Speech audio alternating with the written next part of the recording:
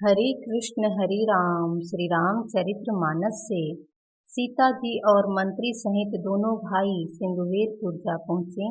वहाँ गंगा जी को देखकर श्री राम जी रथ से उतर पड़े और बड़े हर्ष के साथ उन्होंने दंडवत की। जब निषाद राजगुह ने यह खबर पाई तब आनंदित होकर उसने अपने परिजनों और भाई बंधुओं को बुला लिया और भेंट देने के लिए फल मूल लेकर उन्हें बहंगियों में भरकर मिलने के लिए चला। उसके हृदय में हर्ष का पार नहीं था। श्री रघुनाथ जी ने स्वाभाविक स्नेह के बस होकर उसे अपने पास बैठाकर कुशल पूछी। निषाद राज ने उत्तर दिया, हे नाथ, आपके चरण कमल के दर्शन से ही कुशल हैं। हे देव, यह पृथ्वी, धन और घर सब आपका है।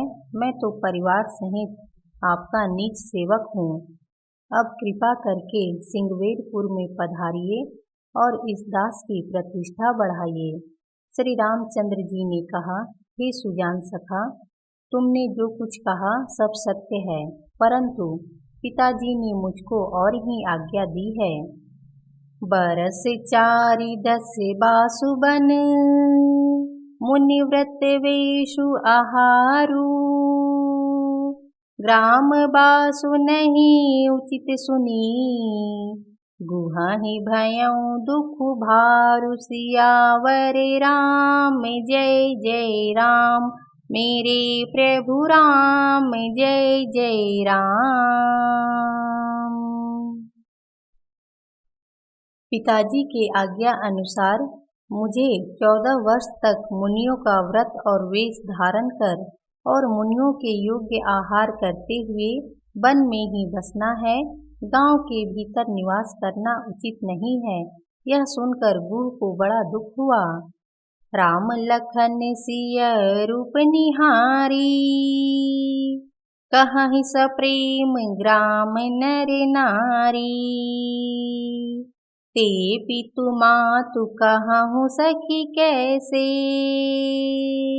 जिन पठई बन बालक ऐसे। श्री राम जी, लक्ष्मण जी और सीता जी के रूप को देखकर गांव के स्त्री पुरुष प्रेम के साथ चर्चा करते हैं। कोई कहती है, हे सखी, कहो तो वे माता पिता कैसे हैं जिन्होंने ऐसे सुंदर सुकुमार बालकों को वन में भेज दिया है।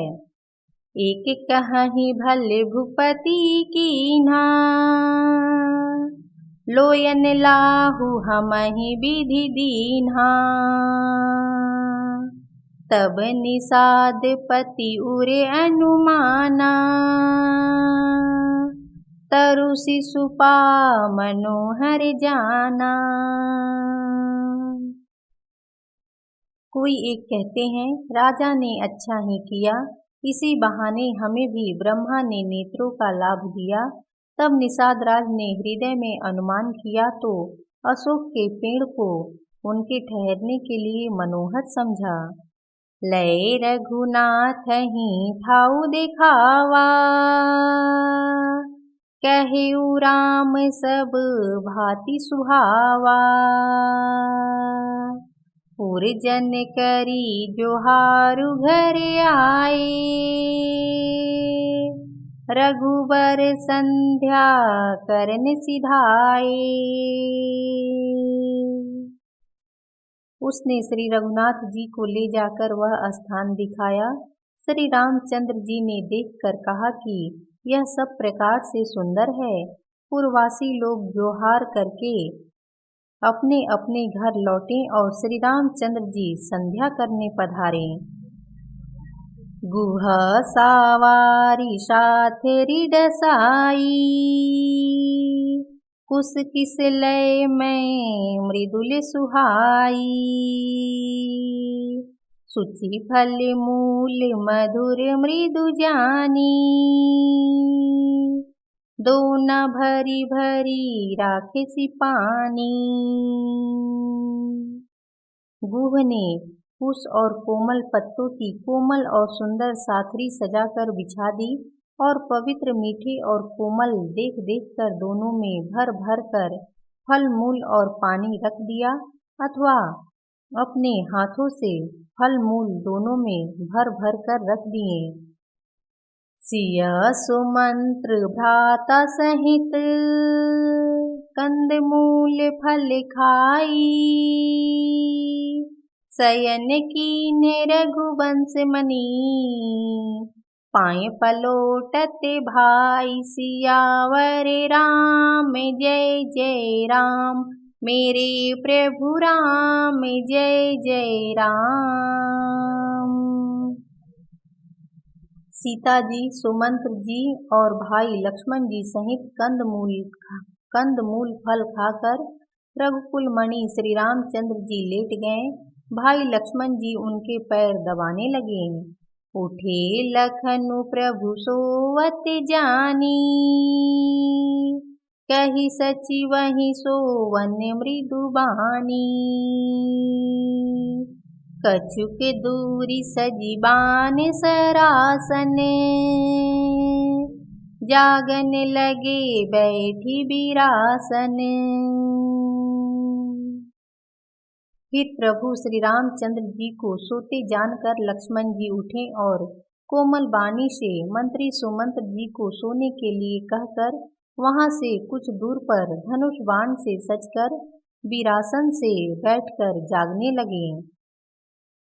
गुह बुलाई पाहरु प्रतीति,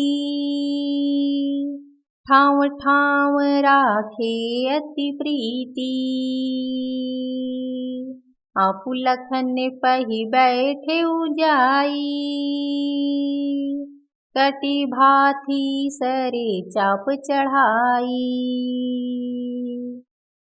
गुह ने विश्वास पात्र पहरेदारों को बुलाकर अत्यंत प्रेम से जगह जगह नियुक्त कर दिया और आप कमर में तरकस बांधकर तथा धनुष पर बाण चढ़ाकर लक्ष्मण जी के पास जा बैठे। सोवत प्रभु ही निहारी निषादु, भयउ प्रेम बस हृदय विषादु। तनु पुलकित जलु लोचन बहई, बचन सप्रेम लखन सन कहई।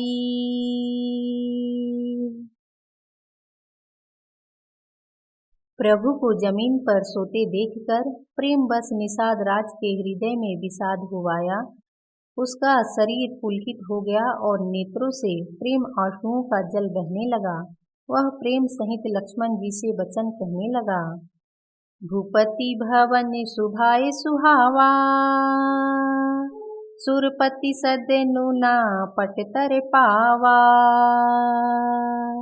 मनि मैं रचित चारु चौबारे, जनु रतिपति निज हाथ संवारे। महाराज दशरथ जी का महल तो स्वभाव से ही सुंदर है। इंद्र भवन भी जिसकी समानता नहीं पा सकता। उसमें सुंदर मणियों के रचे चौबारे हैं, जिन्हें मानो रति के पति कामदेव ने अपने ही हाथों से सजाकर बनाया है। सुचि सुविचित्र सुभोगमय, सुमन सुगंध सुवास। पलंग मंजुमनि दीप जहाँ, सब विधि सकल सुपास। सियावर राम जय जय राम, मेरे प्रभु राम जय जय राम। जो पवित्र, बड़े ही विलक्षण, सुंदर भोग पदार्थों से पूर्ण और फूलों की सुगंध से सुवासित हैं, जहाँ सुंदर पलंग और मणियों के दीपक हैं तथा सब प्रकार का पूरा आराम है। विविध बसन उपधान तुराई, क्षीर फेन मृदु विशद सुहाई। तह सिय राम शयन निसि करहीं, निज छवि रति मनोज मृदु हरहीं। जहाँ ओढ़ने बिछाने के अनेकों वस्त्र, तकिए और गद्दे हैं जो दूध के फेन के समान कोमल, निर्मल और सुंदर हैं। वहाँ श्री सीता जी और श्री रामचंद्र जी रात को सोया करते थे और अपनी शोभा से रति और कामदेव के गर्व को हरण करते थे। ते सिय रामु साथरी सोए, श्रमित बसन बिनु जाहि न जोए। मातु पिता परिजन पुरवासी, सखा सुशील दास अरुदासी। वही श्री सीता और राम जी आज घास फूस की साथरी पर थके हुए बिना वस्त्र के ही सोए हैं। ऐसी दशा में वे देखे नहीं जाते। माता पिता, कुटुंबी, पूर्ववासी, मित्र, अच्छे शील स्वभाव के दास और दासियां, जुग वही जिन हई प्राण की नाई। महि सोवत तेई राम गोसाई, पिता जनक जग विदित प्रभाऊ। ससुर सुरेश सखा रघुराऊ। सब जिनकी अपने प्राणों की तरह सार संभार करते थे, वही प्रभु श्री रामचंद्र जी आज पृथ्वी पर सो रहे हैं। जिनके पिता जनक जी हैं, जिनका प्रभाव जगत में प्रसिद्ध है, जिनके ससुर इंद्र के मित्र रघुराज दशरथ जी हैं। रामचंदुपति सोवै देहि, सोवत मही विधि बामन केहि। सिय रघुवीर की कानन जोगु, कर्म प्रधान सत्य कह लोगु। और पति श्री रामचंद्र जी हैं, वही जानकी जी आज जमीन पर सो रही हैं। विधाता जिनको प्रतिकूल नहीं होता, सीता जी और श्री रामचंद्र जी क्या बन के योग्य हैं। लोग सच कहते हैं कि कर्म ही प्रधान है। केकई नंदिनी मंदमती, कठिन कुटिल पनु कीन्हे। जेहि रघुकुल नंदन जानकी, सुख अवसर दुख दीन। सियावर राम जय जय राम, मेरे प्रभु राम जय जय राम। सियावर रामचंद्र की जय। लक्ष्मण जी, भरत जी, शत्रुघ्न जी, हनुमान जी की जय। हर हर महादेव की जय।